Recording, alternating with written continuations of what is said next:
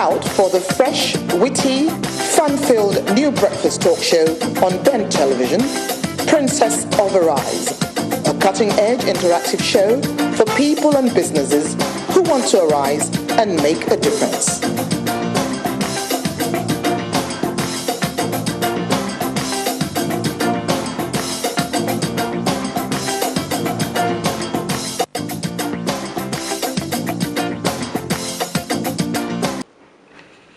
Hello, good morning, and welcome to another wonderful edition of your favorite breakfast talk show, Princess of Arise, coming to you live and direct on Ben Television, Sky Channel 182. You know, you can also see us and watch us online, www.bentelevision.com. We also upload it onto our website on YouTube, that's Princess of Arise TV channel, and the variety of, things that we have online these days. So we'll be uploading this particular program so that all of you can watch it. Today is a very important day in the life of Africa, in the life of Sierra-Leone. Yes, you heard me right, Sierra-Leone, that beautiful diamond-encrusted country in West Africa. Sierra-Leone is going into elections again, and this time around, the Sierra-Leone people need to arise to ensure that they choose and pick the right candidate, that person who would be there to look out for their own development and growth, to ensure that they have a better quality of life for themselves and their children. We are right now in Chatham House in London, United Kingdom, and I have the singular honor to be speaking with an amazing gentleman that I've followed over the years, and he is none other than the Honorable Alie Kabba. Thank you so much. Thank you so much. So wonderful to have you. Thank you so much for inviting me. I also needed to let people know that you're just not Honorable Alie Kabba. You have been in politics for most of your life. You are one of the amazing new Pan-Africans that I have followed over the years. And to really now meet the person is an awesome and wonderful honor. And I welcome you onto this show. Thank you so much. And the admiration is mutual. It's really an honor to be here in your presence. I appreciate your Pan-African aspiration, the work that you have done to connect African people everywhere. And with people like you, I remain hopeful that the vision of a strong, democratic, and united state of Africa in our lifetime will be realized. Thank you, sir. I say a big amen to that. So to kick off, of course, there might be some people who know you, but when we talk about Africa as a whole, and especially the young generation Sierra-Leoneans, who is Honorable Alie Kabba? Alie Kabba is a humble village boy, Village? That's what I say. I'm a Pan-African organizer. I'm the executive director of United African Organization based in Chicago, which does a lot of community organizing, policy advocacy, empowerment of Africans in the US. And the idea behind it is that in order to realize our social justice aspirations, we need to be organized as Africans and not wait for others to feel sorry for us. I think that as Africans, we need to make sure that we are masters of our destiny wherever we are, and we need to develop that sense of power that comes with our number, that comes with our own insight into the issues that affect us as a people, and to continue that long march towards liberated Africa that is strong and united from the Cape to Cairo. And that is a commitment that I've developed over the years. You are very right, at a very young age, in my teens, I started really getting that consciousness about myself as an African, and as a Sierra-Leonean. And my love for country got me at a very early age to be active in the fight against one-party dictatorship in the country. So I've been causing trouble, good trouble for a long time, because I believe that you cannot be silent in the face of dictatorship. You cannot be silent in the face of social justice. And it is important for us to know that nobody gives you freedom, nobody gives you justice. You have to grab it for yourself, right? And so I've been fighting for a long time. Amazing. When you say you are a little village boy, where exactly do you come from in Sierra Leone? What is your family background? What's your education? And where are you as at now? Yes. I am from the eastern part of Sierra Leone. I always tell people that I had the good fortune of actually having the experience of living in all the 3 districts in Eastern Sierra Leone in my young days from 0 to my teen years.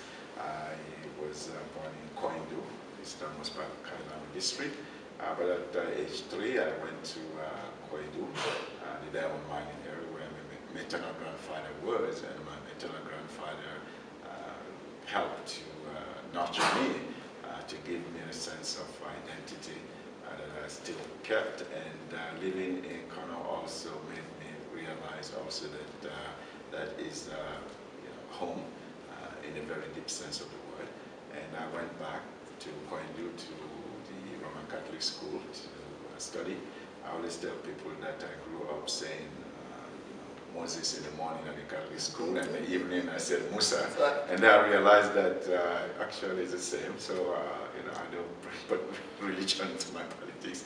I see people as people, right? Yes. And I went to secondary school in Kenema, which is also in Eastern Sierra Leone, at the government secondary school there. And after that, I moved on to the government secondary school in Bo, which is in Southern Sierra Leone. So in many ways, I'm a Southeasterner in that sense. And when I was done with Bo school, I went straight to the University of Sierra Leone, Frobe College. The famous Frobe College, exactly. The Athens of West Africa in those days. I studied history and philosophy there, but then my activism got me to travel with Shaka Stevens at the time, because I couldn't keep quiet in the face of one party dictatorship. I believe in democracy, that's true, and I believe that people should have a say into who governs them. And as a student leader at the time, we organized protests against the dictatorship, which landed me in the Pademba maximum security prison, a nice hotel, where you don't want to be there, spend some time solitary confinement there, and then of course the president exercised his supreme authority to expel us from the university. So I was expelled from the University of Sierra Leone, and later I was forced away to exile. So I found myself in Ghana, and that was that was a great experience, studied at the University of Ghana and got to really Legon. Another famous. That's right, and it gave me the opportunity to really experience Kwame Nkrumah's work in Ghana, and that strengthened my Pan-African vision as to what I really wanted to do. And got a degree in history and philosophy there, decided to move over to University of Nigeria at Nsukka. Wow. Yes, so I went there. It gets better. Better, right? Yes. So I always tell folks that I'm a real African, by virtue of my experience. So I studied political science there at Nsukka. Just as I'm about to finish, I was fortunate to receive a fellowship from the University of Illinois in Chicago. And so in 1991, I moved to the US, specifically in Chicago. And I thought I was going to just be an academic and pretend that the activism was over. Activism is in the blood. Yeah, It's a DNA thing. So for like 5 years, I was this good. I was, teaching at the university, the Department of African American Studies and Political Science for a while. But by 1995, I started to recognize that, Martin Luther King's dream about the promised land still required some work. And I started spending more time, with people who were organizing. And very soon, what I was doing in Sierra Leone caught up with me, and I rolled up my sleeve. I said, well, this business of just describing the world objectively was not something I was really passionate about. I wanted to change the world, as I was when I was a young kid. And so I began organizing and advocacy, and for a while I worked with the state of Illinois as public service administrator, doing policy analysis, administering programs, worked for 3 or 4 governors there. But then again, I realized that being a bureaucrat was not really who I was, right? So I walked away from a budget of $300 million a year to play with, to go back to organizing, to head the United African Organization at a time when they didn't even have a month's salary for me. But I believed in the vision. And so I roll up my sleeve, and today, United African Organization is the most established African-led social justice advocacy organization in the United States of America. Wow, Yes. that's amazing. Now, all these years, whilst you were, of course, gathering, your academic qualities, So dysfunctional that we could not even protect our people against Ebola. We have a mining policy that has simply brought in Ponzi schemes to exploit our resources and left our people poorer and poorer than ever before. We have a government that has forgotten that the rule of law is the centerpiece of a modern democratic state, and we are sliding back to dictatorship. And so the monumental challenges facing our country finally got me to realize that this is the moment for us to organize and mobilize people around a progressive and radical vision that will finally break from the failed politics of the past and build a society of opportunity and responsibility with everyone in, no one out, everyone up, no one down. A society in which the 1% will no longer control 99% of the wealth, leaving 99% in poverty, but one in which the 99% will also have access to opportunity. So I came to this point in time as a result of a long journey, a reflection that I began as a young kid in secondary school when I realized at an early age that something was wrong in any system in which those in power were depriving people their dignity, right? Because the power was something that will only serve themselves. So I have always grown up with that sense that social justice must be central in our politics, that yes, public morality is important, and that power must serve the people and not those who define themselves as the leaders. So I'm coming in with a very radical vision, and I always tell folks that I'm a radical, progressive nationalist and a Pan-Africanist, and I want people to know that, because at the end of the day, I want to make sure that when I start implementing certain policies, they will at least say that the guy was honest with us, that he was not coming to preside over a failed system, and that he was going to connect the aspirations of our people in Sierra Leone to the African aspiration across the continent and globally, so that for the first time we can finally affirm our dignity in a world that has never treated us fairly. That it is time for us as African people to understand that our common destiny to be free, independent, and live our lives in dignity should be the common denominator of our politics, whether you are in Freetown or in Cape Town. That is my hope, and that is what I want to bring, and that is why today I am declaring my candidacy for President of Sierra Leone and fighting hard to be the flag bearer for the Sierra Leone People's Party. I was just going to ask that on what party platform, so you've told us now that's the Sierra Leone People's Party. What kind of a party system does Sierra Leone run at this time? Normally in Africa, we usually have maybe one main or two main parties, and people tend to forget that there are other parties actually. Recently we had the Nigerian elections. There are 14 parties, and people just kept thinking it was just PDP and APC, and I keep saying no, there are more than 2 parties. Do we have that same scenario in Sierra Leone? Yes. The short answer is yes. We have the Sierra Leone People's Party, the oldest political party in West Africa, by the way. And we have the Governing All People's Congress, APC. And we also have, I think, 8 other parties. Okay, so there are quite 10 political parties, right? But like in Nigeria, our political system, and indeed all elections is independent, been shaped by 2 political parties. There was a moment when they were not active, when we had the era of the NPRC government, the military rule. But basically we've always had the Sierra Leone People's Party, for the most part, and the All People's Congress. It was the All People's Congress Party that actually established a one-party dictatorship.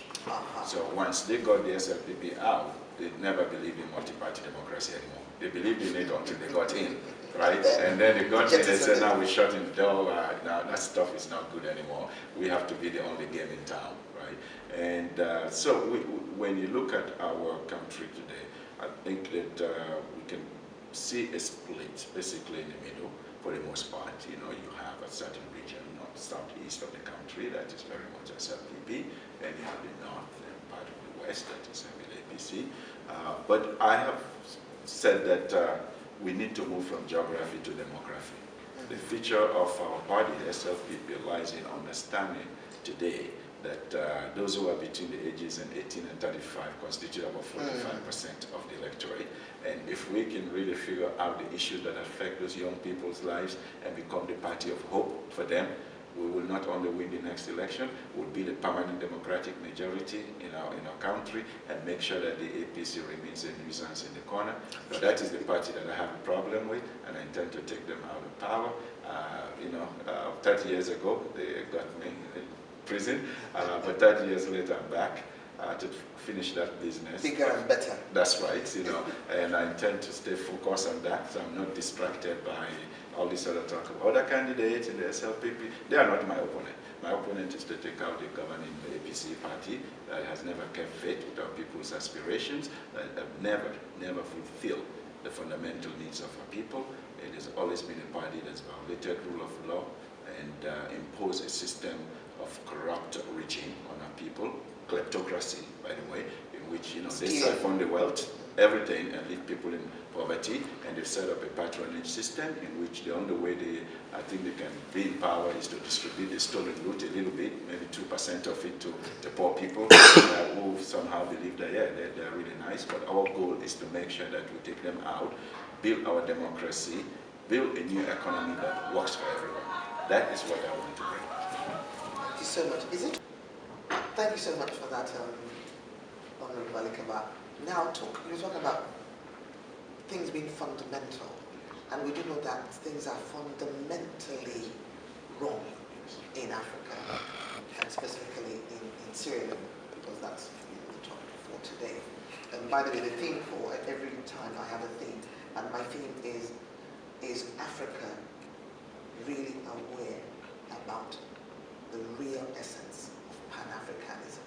So I'm going to ask you, that at the end of this interview to give me your views about it, because it seems that we don't have a clear understanding of what Pan-Africanism is. It's as if the great Pan-African fathers and mothers that we had of yore, who fought so well and so strongly to ensure that us, the coming generation, have an Africa to aspire to belong to. It seems the work they did was just in vain, and we see it right across Africa. And for me, West Africa is so key in the development of the whole of Africa itself as a continent. And when we look at Sierra Leone, a land blessed with milk and honey, a land that the Creator himself just put, you people walk on diamonds. We can say diamonds on the soles of my shoes, as Paul Simon sang in his song. How come this land that is so rich, so buoyant, has a people that are so impoverished? We understand the bit about the war. There was this war that lasted for maybe 11 years or more. But hey, we've moved on since then. So why hasn't that moving on included growth and development? Because the diamond is still there. It has not evaporated. The problem in Sierra Leone in particular has been that since independence, we've never really had visionary leadership.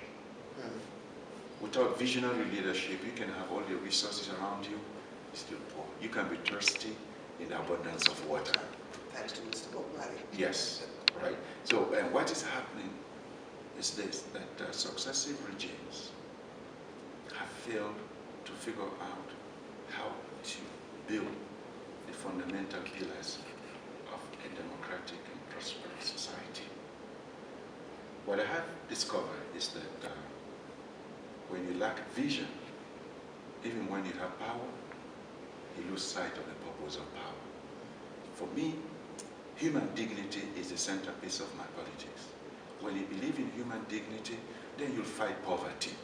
When you believe in human dignity, you make sure that people have access to clean water, they have access to electricity, that education works for them, that the economy works for them, healthcare works for them. We have had leadership in Sierra Leone with never giving that sense of dignity to our people. And what I want to bring about is a new politics, one in which we can focus squarely on this issue of dignity for our people. You are very right.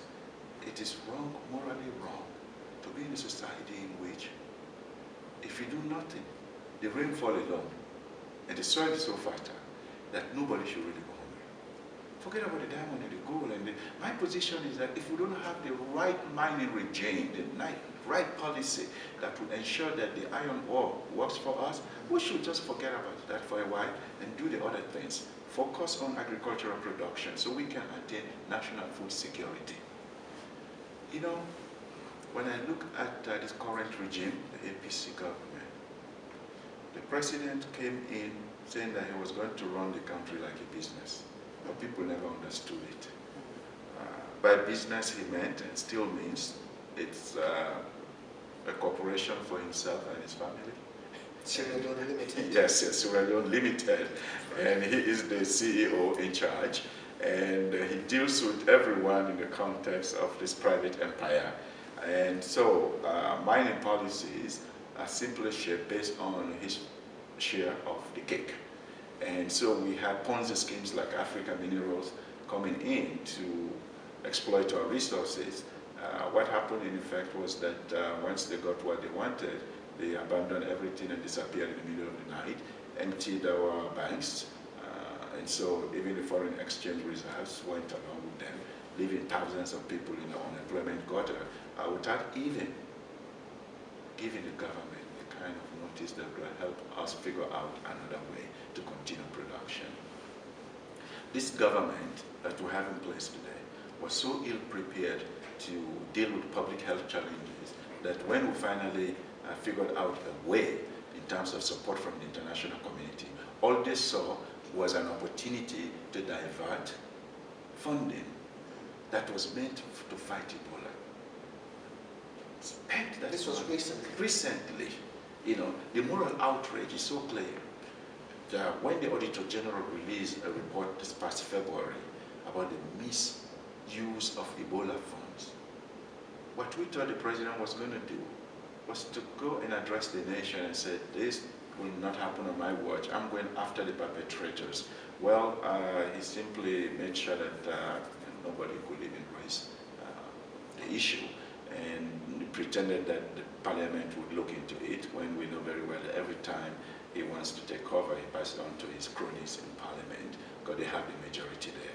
We have a government right now that has spent so much money on government functionaries, on themselves, and so much so that when you look around, they've become, in effect, the fastest millionaires in the history of Sierra Leone, and all they are doing is emptying the government treasury. That's it, you know. And so when we talk about the impoverishment of our people, we are hitting the nail on the head. We have a situation right now where life expectancy is still around the 40 years. Nothing has changed. You're right, we shouldn't be blaming the war now. We should have improved better than the war time. The educational system is not working. In fact, for the last 1 year, there's been no schooling. And we have a system in which, even when you graduate from college, there are no jobs waiting for you. So we're talking about 70 to 80% youth unemployment in the country. When you look at the infrastructure, even if you're talking about road networks, it's so bad that some parts of the country are basically cut off. Take the example of the diamond mining area of Kono. That is where we get diamonds. But you know what? To get to Kono, I can tell you that you need a real good vehicle. Even that too, you may end up with extra tires going flat. And all the attempt to even fix the roads, Flooded. completely thwarted, because the money that was budgeted for the roads ended up in their pockets, in their bank accounts.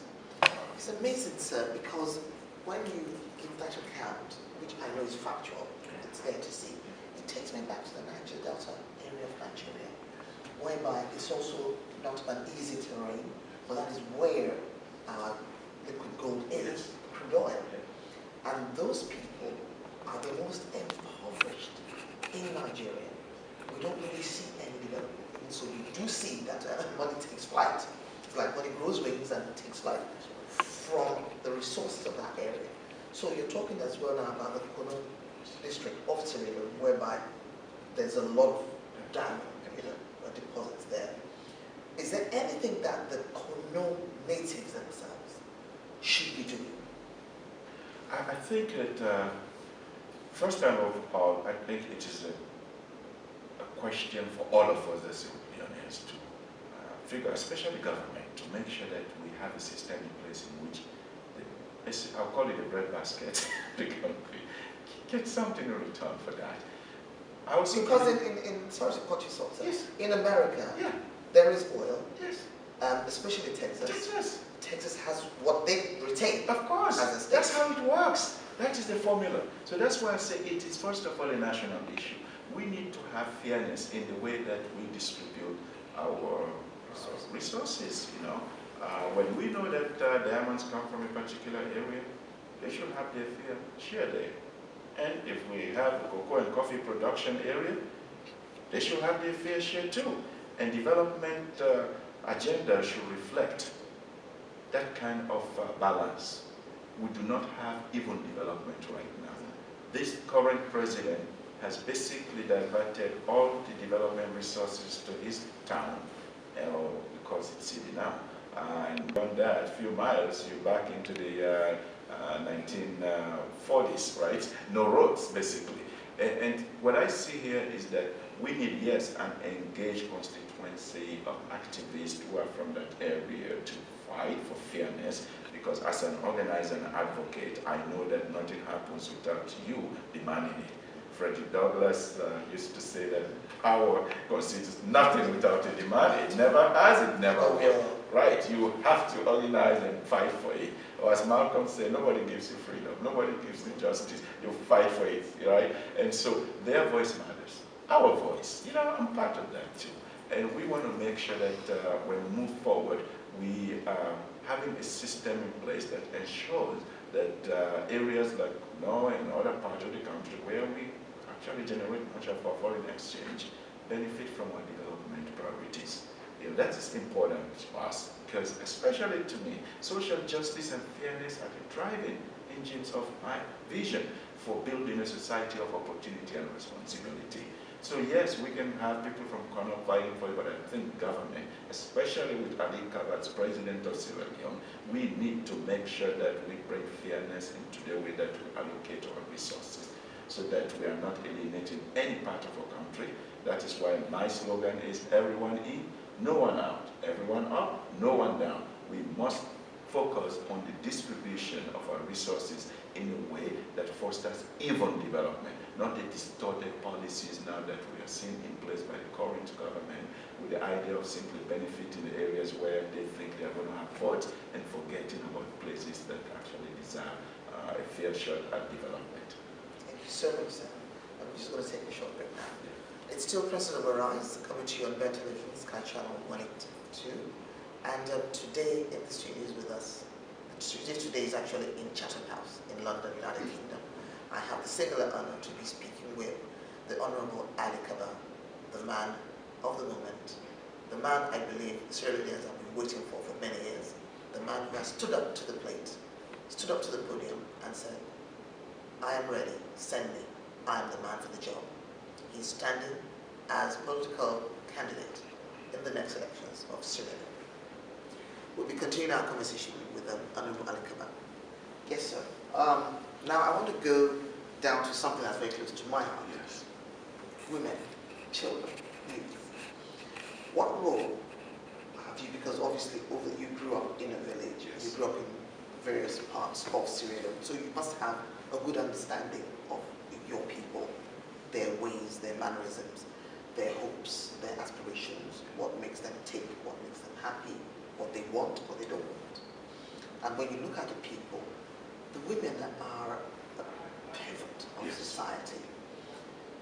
How come in 21st century, Africa and Sierra Leone as a country has not really given women that opportunity? I don't want to say give them power because you don't give anybody power, but you should give opportunities for them to now exercise the power within.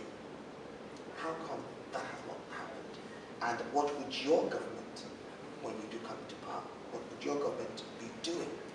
engage women effectively, especially thinking about United Nations 35% affirmative action for women, which I've been trying to see happen in Africa for these past 5-6 years. I have not seen anything positive yet. The issue about African women is so important, and in the case of Sierra Leone, I don't see how any development agenda will work without giving women an opportunity to better themselves, because research has proven that when you provide access to credit for women, they use the business as a way to take care of their family in a way that men do not. This does not take anything out from men, but this is just research. And it is smart to make sure that you have policies that will enhance their access to credit, to education. Those two things are important to me. When you have women business owners, the reason why they remain petty traders is really because of lack of access to credit.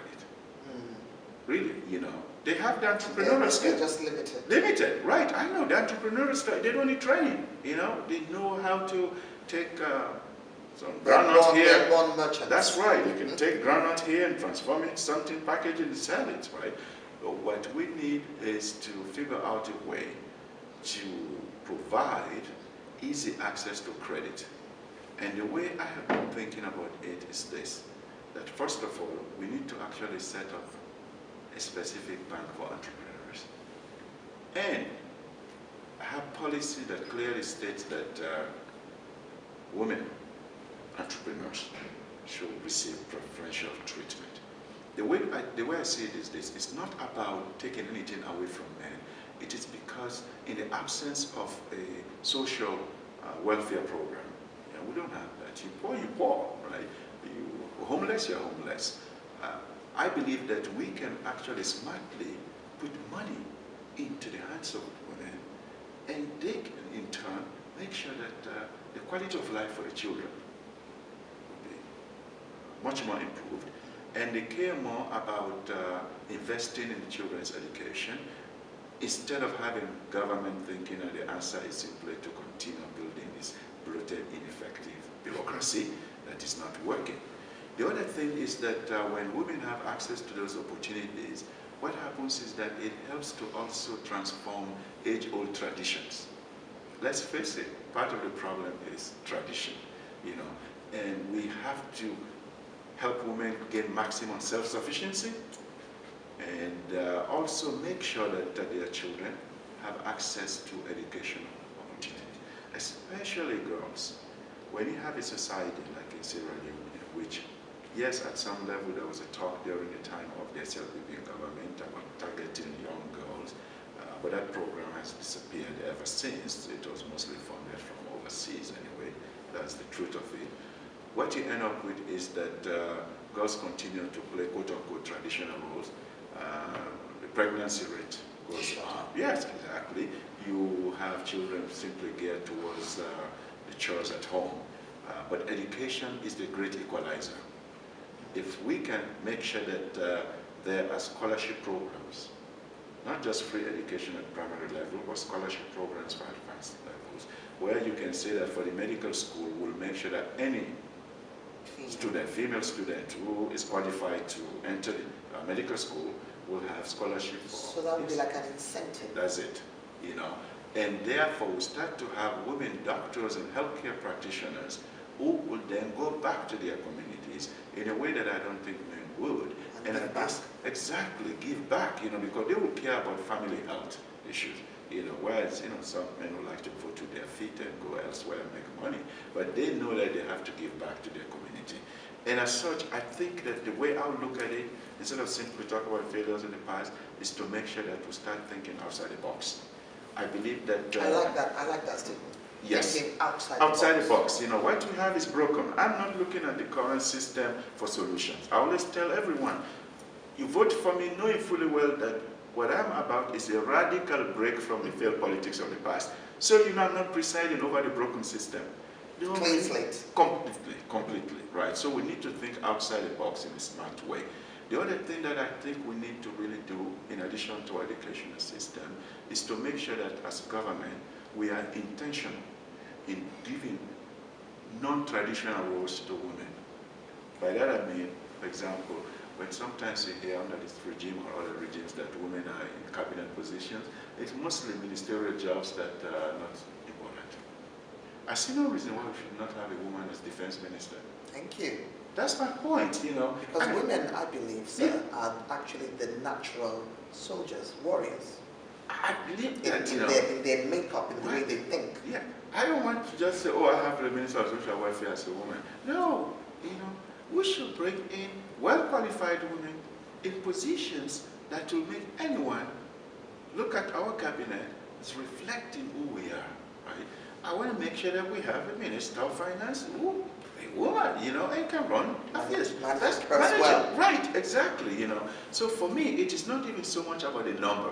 Sometimes we fool ourselves. Numbers can fool ourselves. I've seen it in the US where they tell you that, oh, minorities have a good shot at it. Look at the statistics. But actually, they're just getting crumbs. The big deals go to the same white-owned businesses, And so what I'm looking at is putting women in position have to open up new opportunities for women so that young girls can dream that they can be anything, including the president of Sierra-Leone, and manage the affairs of our country. So as a social justice advocate, gender balance, gender equality is so important to me because without it, we'll only be perpetuating an unfair system that has been harmful. That's forever. right, yes. Thank you so much. I also would like you to, what is it that you have to say to youths? We've talked about women now. How about youths?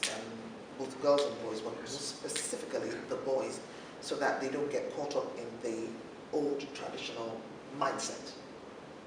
This issue is important to me. As a matter of fact, one of the statements I released recently dealt with a message to the youth. And the reason I say that, for example, in the case of Sierra Leone, is that the greatest opportunity we have today for development, rapid development, is demography. And the greatest obstacle we have is also demography, right? And I figured depending on what side of the coin. Exactly, right? If we fail to invest in the youth today, and they constitute almost half the population, we are setting ourselves up for long-term systemic failure. So one of the things that I've looked at is this, that we need to educate these young people in such a way that they can become a generation of entrepreneurs.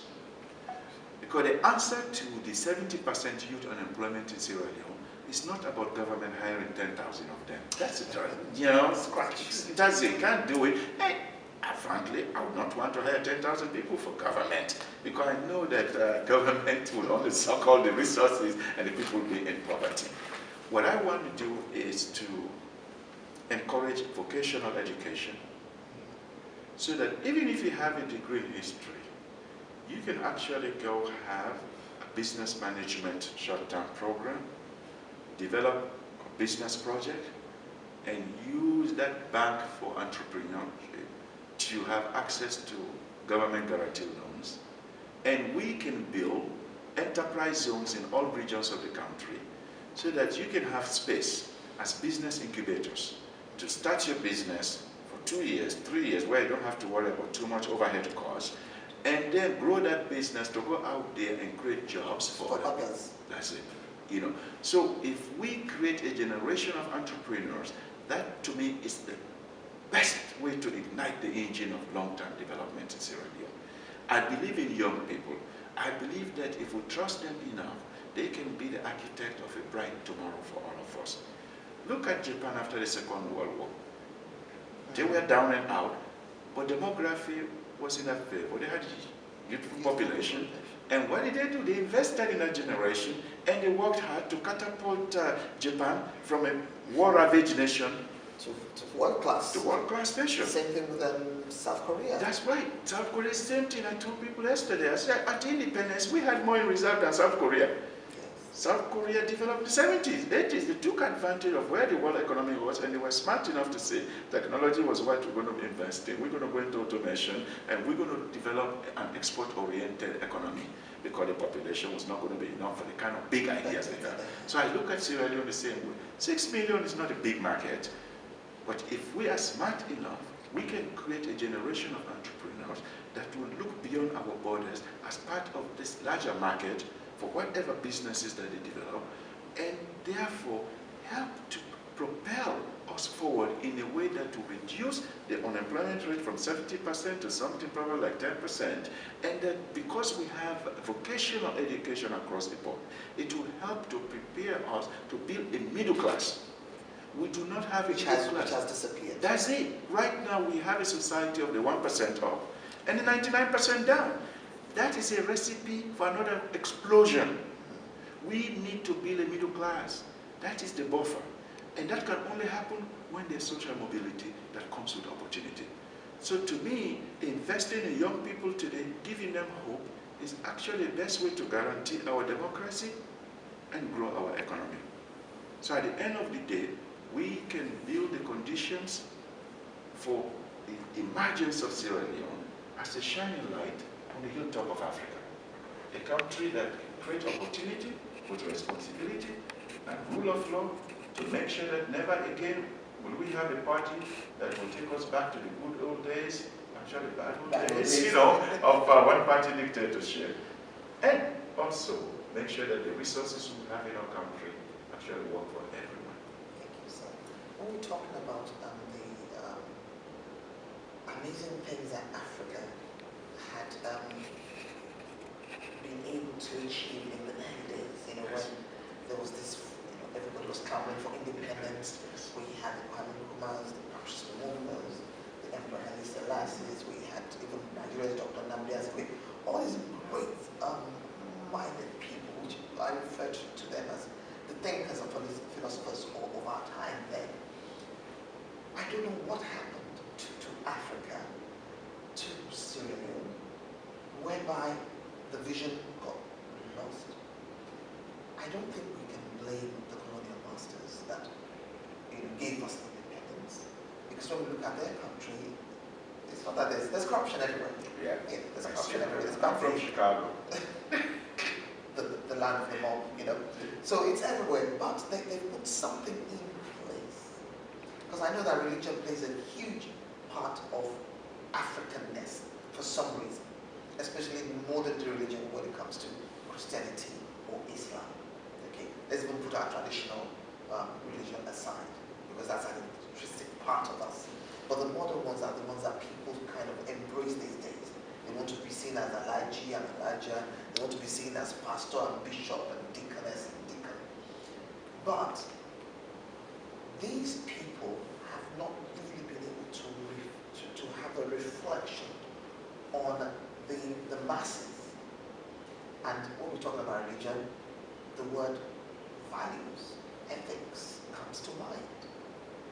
Whatever happened to our values and our ethics? Africans were a people of values and ethics. A people that had a great sense of family values, of community values. People that you can go to the markets and leave your wares, go off somewhere, whoever wants to buy, put the money down, and you will come back and meet your money.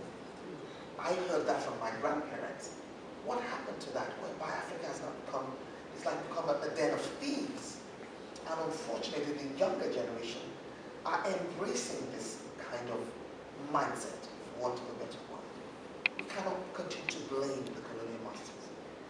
I don't think they taught us to steal, or they taught us to be corrupt, because we are so corrupt. So, Kabba, basically what I want to hear from the horse's mouth, as if I'm not sure horse, but from you as somebody standing up for presidency, or how can you analyze what happened there, the chasm? How did we lose our ethics, our values that are so important to us as a people? Something happened. What was that? I look at it really at the system level, but also, at personal level. The system level, of course, is more important. When you look at many African countries, very few actually thought through the process of consolidating independence and building institutions. And with the exception of very few, pretty much by the end of the first decade of independence, there was systemic collapse. You know, whether it was wars or party dictatorship or simply splintering of countries, and we never had the period for us to figure out the kind of template that we needed to put in place. And that made it impossible to actually do all the other things. For example, what kind of educational system we want in place.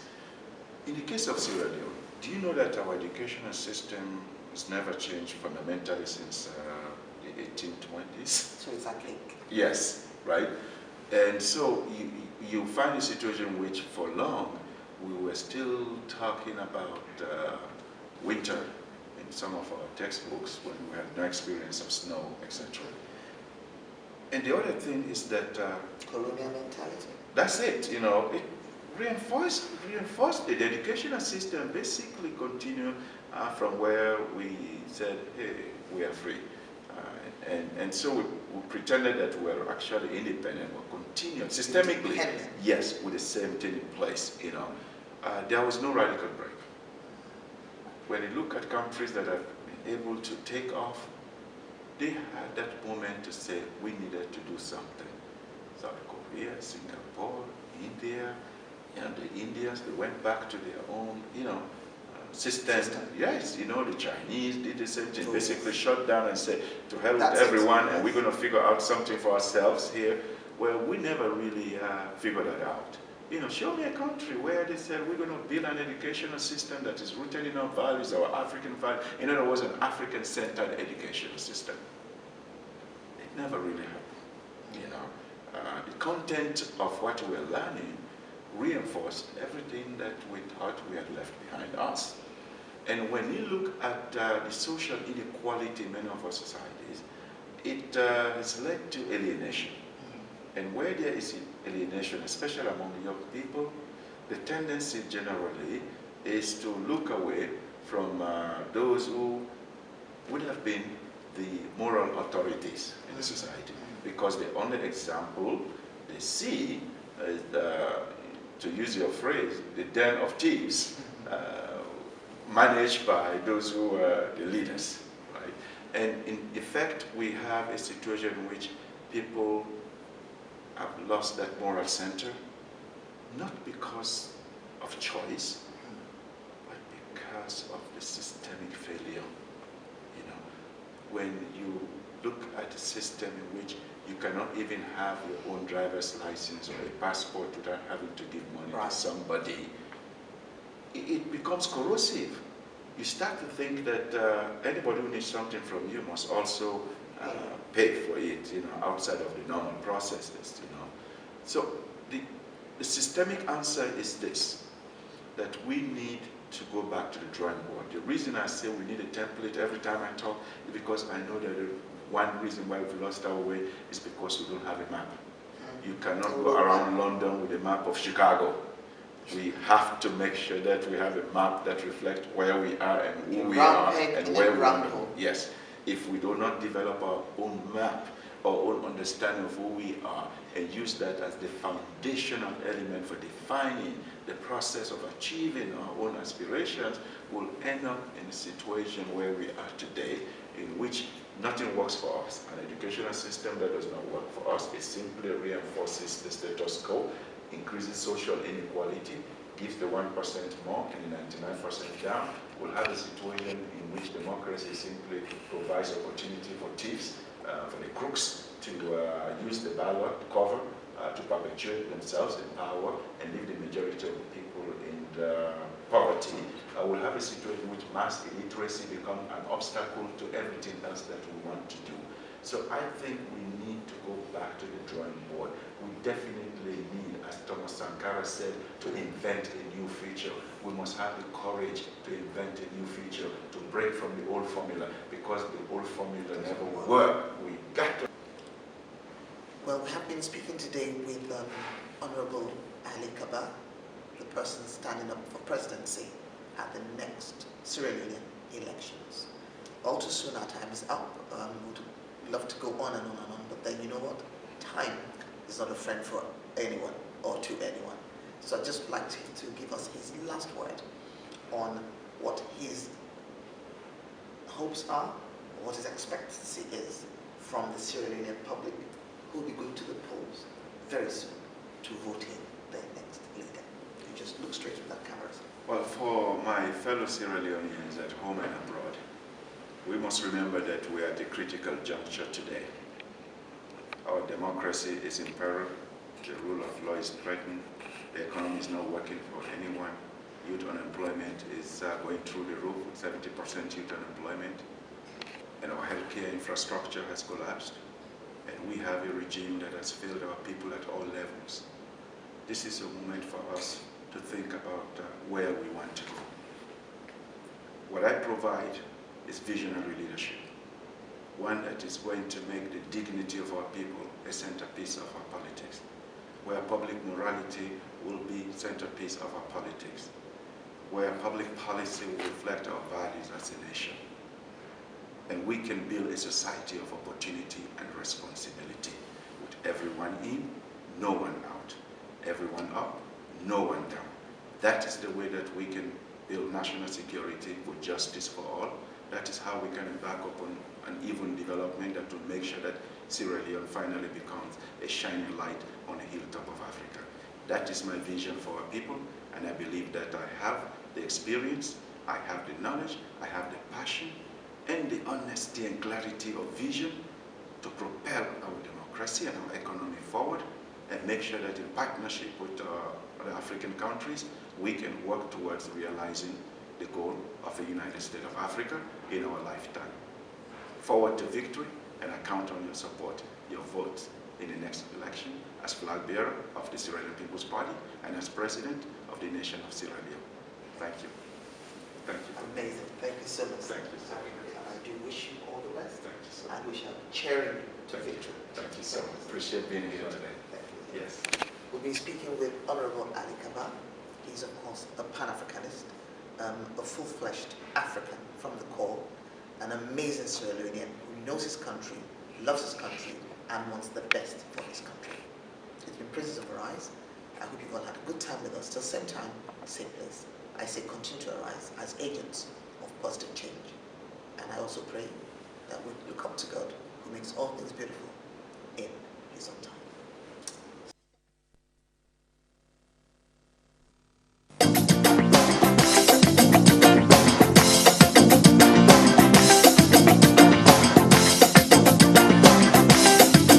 Watch out for the fresh, witty, fun-filled new breakfast talk show on Ben Television, Princess of Arise, a cutting-edge interactive show for people and businesses who want to arise and make a difference.